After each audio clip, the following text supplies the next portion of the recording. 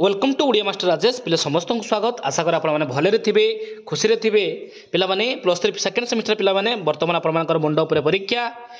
Fakir Mohan university पे 20 तारीख पाखर आपर examination आरंभ हो सेकेंड सेमिस्टर एवं अन्य यूनिवर्सिटी बा स्वयंशासित महाविद्यालय आपर मुंड उपर परीक्षा थी कार कार चलू तो पे व्यस्त हबार आवश्यकता ना एनईपी 2020 नियम अनुसार समस्त डिग्री कॉलेज ऑटोनोमस कॉलेज बर्तमान सिलेबस सामान रही अछि तेणु आसतु plus three second semester selection question long type selection question Odia honours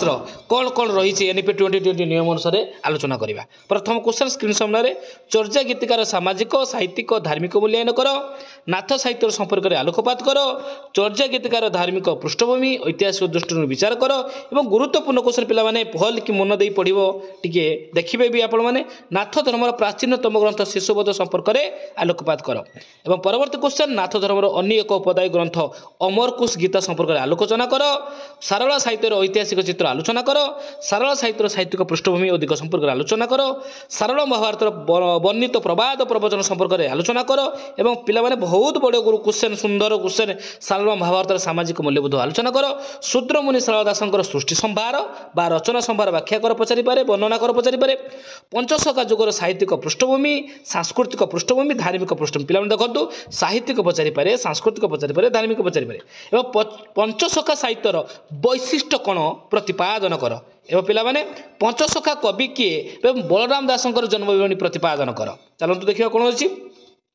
कवि बलराम दासंकर रचनावली बा सृष्टि संभार संपर्क में आलोकपात कर अति बढ़ी जगन्नाथ दासंकर जन्मजातक अविवरणी प्रतिपादन कर जगन्नाथ दासंकर रचनावली संपर्क में आलोकपात कर पंचशखा जुगर कवि जशवंत दासंकर एक संक्षिप्त विवरणी प्रतिपादन कर जशवंत दासंकर सृष्टि संभार और रचना संभार प्रतिपादन कर पंचशखा जुगीय कवि अच्युतानंद दासंकर रचनावली संपर्क में आलोकपात कर एवं पंचशखा जुगीय साहित्यर प्रचलित विभिन्न सामाजिक प्रथा संपर्क में आलोकपात कर पिलाने ये थिला आपनकर संभाव्य लॉन्ग टाइप क्वेश्चन एवं चलतु 5 मार्क विशिष्ट प्रश्न कौन जाना केतटा पड़ो 8टी पड़ो 5 40 मार्क पड़ो कौन रही 5 मार्क विशिष्ट क्वेश्चन सिलेक्शन क्वेश्चन आसुन देखा अमरकोश गीता संपर्क में संक्षिप्त विवरणी प्रतिपादन कर सप्तांग जुग धारणा विषय संक्षिप्त टिप्पणी दियो गोरख गीतार रचयिता किए वर्णना कर पिंड ब्रह्मांडवाद कौन संपर्क में आलोचना कर चर्यापदर भाषा को कहीं संध्या भाषा कहुई वर्णना कर तापर पचारि पारे सारला दासंकर रचित बिलांक रामायण और चंडी पुराण व्याख्या कर लक्ष्मीनारायण वचनिकार संक्षिप्त टिप्पणी प्रतिपादन कर ज्ञान मिश्रा भक्ति धर्म कौन बलराम दासंक पिला देखो गुरुत्वपूर्ण क्वेश्चन बलराम दासंक रचित दांडी रामायण बा जगमोहन रामायण व्याख्या कर ब्रह्मांड भूगोल बा लक्ष्मी पुराण बा कांतकोली पिला देखो गुरुत्वपूर्ण ब्रह्मांड भूगोल पचारि पारे पिला देखी दिंतु भल भाव टे ब्रह्मांड भूगोल पचारि पारे कि लक्ष्मी पुराण पचारि पारे कि कांतकोली पचारि पारे बा बौल अध्याय पचारि पारे मुर्गुण स्थिति पचारि पारे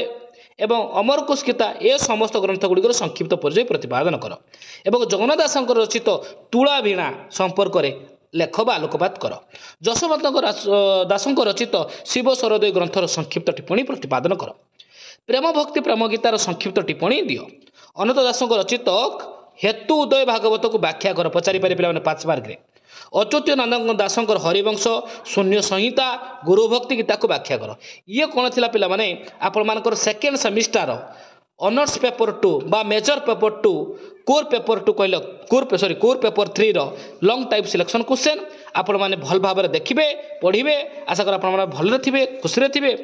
प्लस 3 रो जेकोसी ऑनर्स हो आर्ट्स डिपार्टमेंट आपण मैंने चैनल जरिए पाइपर चैनल नुआ थी चैनल को लाइक करूँ सब्सक्राइब करूँ आपण सांगसाथी भिडियो खेल दिंतु कारण ये पे पढ़ी आपण मैंने 100% मार्क रखिपारे दयापूर्वक चैनल को लाइक करेंगे और कमेंट करेंगे जदि आपर ये प्रश्न सब उत्तर दरकार थाए ताने कमेंट बॉक्स रे आंसर लिखिए आंसर सेंड मी सर मुझे निश्चित भाव में आंसर गोटे वीडियो परवर्ती पर्यायर प्रस्तुत कर